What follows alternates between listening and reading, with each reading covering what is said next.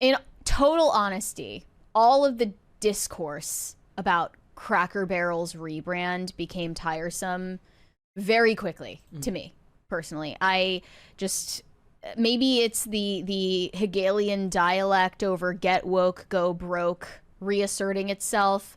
I just felt like it was very tired and dated to talk about get woke, go broke.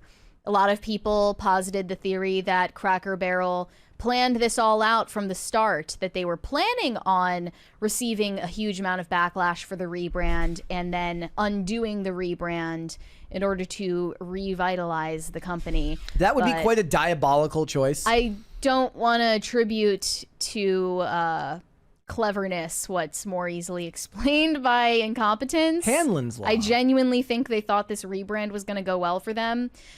We have another huge super chat from Francisco Sanchez Jr. for the chair fund. We're getting there. Thank you for an additional crisis party there. But yeah, Cracker Barrel has now issued several mea culpas at this point, saying that they want to regain the trust of their customers. They posted this video where they had a whole work crew removing the replacement logo and putting back the old logo with the old friend or whoever whatever they call them. Like any good relationship, sometimes you just need a little tune-up. Keeping the local economy working with these workers. We're going back to the things that made us all fall in love in the first place. So maybe it was an elaborate marketing stunt. It does look like the same exact sign too. Like they didn't even make a new one with him on it. Like they just took the old one out of storage. And they're even showing all of the minimalist decor getting replaced as well inside. They're not going to keep those awful, you know, millennial farmhouse vibes in the interior of the restaurant. So that's a resounding success for the anti-woke coalition right there. But here's another company that has just caved to pressure from their parent company, Ben & Jerry's. For context, Ben & Jerry's was bought out by Unilever all the way back in 2000. This isn't a recent thing. For $326 million, which I'm sure in today's number is a lot of money. Yeah, Ben Cohen and Jerry Greenfield were enriched by that decision, but now they regret it. True capitalists. They are expressing regret over that decision that they made a quarter of a century ago. And at this point, Jerry Greenfield has announced his resignation after 47 years at Ben & Jerry's. While Ben Cohen is staying at the company, he actually agrees with Jerry's decision. He said, Jerry has made the difficult decision to step down from the company we built together. I'm sharing his words as he resigns. His legacy deserves to be true to our values, not silenced by @Magnum Global, which is the ice cream parent company. So it's an umbrella under an umbrella under an Unilever. Hashtag free Ben & Jerry's. So he's staying at the company, but also siding with Jerry Greenfield. This was their announcement. With a broken heart, I've decided I can no longer in good conscience remain an employee of Ben & Jerry's. I'm resigning from the company Ben and I started back in 1978. This is one of the hardest and most painful decisions I've ever made. It isn't because I've lost my love for the people at Ben & Jerry's, quite the opposite. The folks who show up every day in our factories, scoop shops, and offices are some of the most passionate, caring, and values-driven people you'll ever meet. They are the soul of Ben & Jerry's. What has made their work so important to me, and what allowed the company to be more than just an ice cream company, was the independence to pursue our values, which was guaranteed when Unilever bought the company. For more than 20 years under their ownership, Ben & Jerry's stood up and spoke out in support of peace, justice, and human rights. So they're like, Unilever was like, look, you can do this under the Bush administration, but now... In the Obama years, that was one thing. It didn't matter. But now the cultural vibe shift has taken place, and we need to follow suit.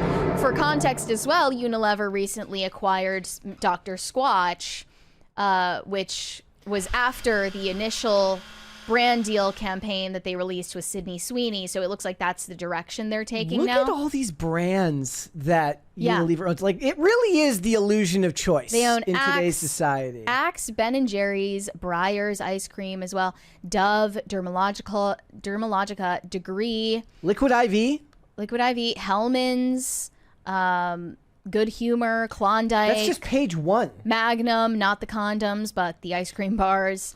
Vaseline. They own Vaseline. Beauty and skincare brands. Popsicle. Literally just Popsicle. Tresemme. Yeah. Talenti. Vaseline. You just own Vaseline. Like, that's just something that you can own. But yeah, this was the continuation of the statement. These values, not as abstract concepts, but in relation to real events happening in our world. You might recall that they released a Kamala Harris limited edition flavor called Coconut Jubilee. Did you ever find out, was there a Bernie one? Was there a Bernie flavor? I feel like there had to have been a Bernie Sanders flavor, but I don't remember. Maybe they should have made a Bernie sandwich. That independence existed in no small part because of the merger agreement that Ben and I negotiated, one that enshrined our social mission and values in the company's governance structure in perpetuity. It's profoundly disappointing to come to the conclusion that that independence, the very basis of our sale, is gone. And it's happening at a time when our country's administration is attacking civil rights, voting rights, the rights of immigrants, women, and the LGBTQ community. Standing up for values of justice, equity, and our shared humanity has never been more important, and yet Ben & Jerry's has been silenced, sidelined for fear of upsetting those in power. It's easy to stand up and speak out when there's nothing at risk.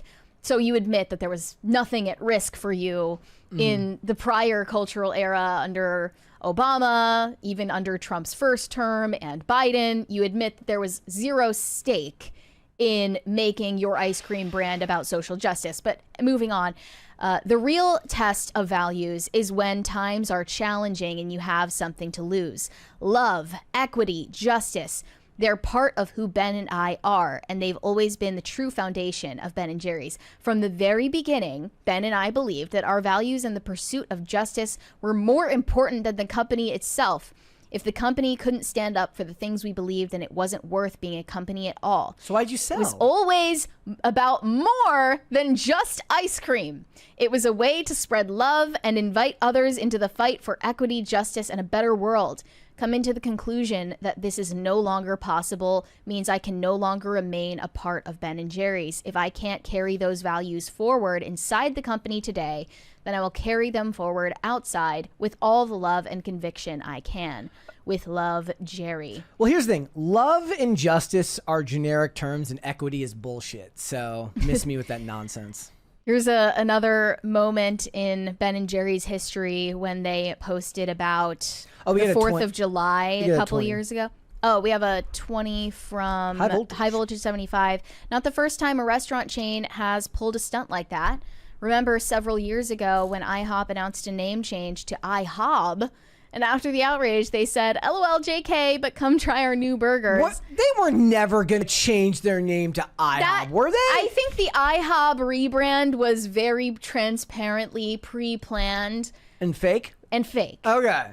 The Cracker Barrel one, I don't know how sophisticated they can be. I think that they genuinely were going to go through with the rebrand until the backlash. Okay. Maybe I'm gullible. I don't know. But on the 4th of July, a couple of years back, Ben & Jerry's said it's high time we recognize that the U.S. exists on stolen indigenous land and commit to returning it. Learn more and take action now. And then they linked to the Ben & Jerry's website. This is their shtick. This has been Ben & Jerry's mission for a long time. And they were then called out for placing Ben & Jerry's factories on indigenous land. Funny how In that fact, works. An indigenous chief, a tribal chief, actually called out Ben & Jerry's for putting their headquarters on stolen land, which they, of course, did not return because they are hypocrites. But I'm guessing that what they wanted to do was push harder in the direction of advocacy for Palestinians, and that their parent company, Unilever, did not want to allow them to do that, which sounds like it would be in violation of the contract that they signed 25 years ago, but we could see legal action take place in the future. Well, I mean, no, like from them or from Unilever? Well, according to Jerry's statement, he's saying that this was part of their contractual agreement, that we get to do whatever social justice bullshit we want. Look, I don't know how and if much, they're not allowed to, that would be a violation of the contract. I don't know how much money he's made, but I don't think he's made enough money to fight the company that owns all of these. No, I don't think so either. I mean, and the funny thing is, like, given that situation could be inverted on somebody that you think actually does have a real claim, but in the world we live in now, a company that has that much money is very, very difficult to take to court and win. Right. We have another 20 from Pop Culture Junkie. There was a Bernie's Back ice cream in 2016, hot cinnamon ice cream with one very large chocolate disc on top and a very stiff butter toffee backbone going down the middle. I'm not sure that sounds very tasty. Look, Wow. I wonder if Shoe on Head tried it. I bet you should. I mean, the Bernie ice cream sounds like an old people flavor, so fitting for Look, Bernie. I don't know if Bernie can chew all that. Ben and Jerry's is the actual example of meritocracy in the world, which is like they make, their opinions to many may be abhorrent, but the ice cream is anything but. Therefore, they're like, look, I don't know if I agree with anything he just said, but that Rocky Road is delicious. No, so yeah. I'm not gonna, prevent myself from the delicious ice cream if it means standing on business and, not buying from brands that hate me. Right. We have another 20 from Kyle Dixon for the Musical Chairs Fund. I'm excited. I think we're going to do it. Oh, yes. Yeah, you're right. Because I knowingly bought so much Ben & Jerry's ice cream over the years, knowing that they were woke. I didn't care because I wanted that ice cream. Because it was a good product. Especially true capitalists. When I was vegan, I mean, I was probably the most fascist vegan that's ever existed on the planet. Most likely true. And I was buying their vegan ice cream because it was so bussin' the house down. And I knew that I was in part giving money to a woke company. And when the Bud Light boycott kicked off, I had nothing to do with it because I wasn't drinking Bud Light. Yeah. So, and it's also different with the Bud Light situation because I think that more of Bud Light's customer base was conservative compared to Ben and Jerry's. Yeah. But look, yeah, I never get involved in any of the boycotts. Like I said, I just posted 2 trailers to 2 movies today, and every time I post any trailer to a movie where I don't say that this is the worst thing I've ever seen, people are like, why are you supporting Hollywood? I'm like, look, the Anaconda trailer was funny. It made me laugh. It's nothing like the original Anaconda, at least from what I remember of it from 1997 or whenever the hell it came out. I think I saw it that long ago. I don't really remember anything about it with J-Lo, but the trailer made me laugh. And that's really all I'm looking for. And everyone's like, Jack Black sucks. I'm not going to see it. I'm like, okay, that's fine, but I'm not going to boycott just because Jack Black said stupid shit. And the same thing was true with the trailer for the upcoming movie from Netflix called The Rip with Ben Affleck and Matt Damon. Like, everyone's like, I'm not going to watch anything on Netflix because of cuties. And I get it. I'm just like, look, my job is kind of also to be here in the space, but I'm just going to fully admit, like, I'm not going to boycott something that I want just because a company, has opinions that differ from mine. We have another 20 from Shane H. Wilder. Ben & Jerry's did a Bernie's Back ice cream. As far as Unilever owning Popsicle, that's a name brand for an ice pop, and Vaseline is a name brand for petroleum jelly. Yeah, I don't see Ben or Jerry winning a lawsuit against the people that own Vaseline. Like, that's just not possible. They're like, do you need some Vaseline for that burn after you lose? I am seeing a lot of replies from conservatives who are trying to pretend that Ben & Jerry's ice cream isn't good.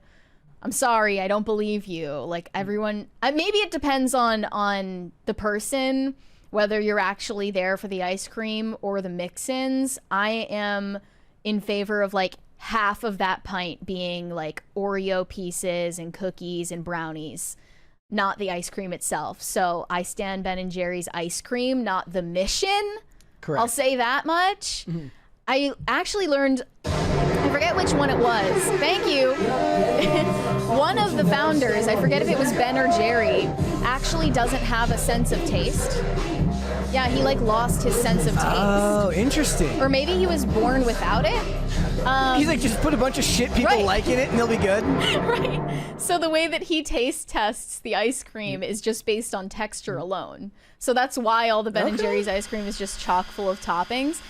We have another 20 from Francisco Sanchez Jr. Comedy is on life support, and Jack Black helped put it there. Warm up that seat. The box office would disagree with you in the last couple of years. Jack Black has been bulletproof at the box office recently with Super Mario Brothers and Minecraft, and he's winning. He stays winning, even if he does kind of suck. He stays winning. I respect the hustle. Though I did see some funny article recently about like his friends are saying that his weight is ballooning and he needs to get it in like under control, and he's like not willing to do it. He's always been fat. Yeah, that's I thought was funny. What do they mean? So I don't know.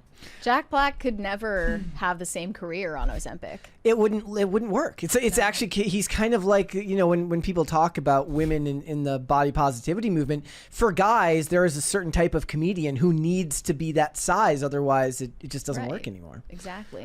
Thanks for watching. Listen to full episodes of Pop Culture Crisis on Spotify. Keep up with us on social media and make sure you subscribe and ring that bell so you never miss the show. Bye guys.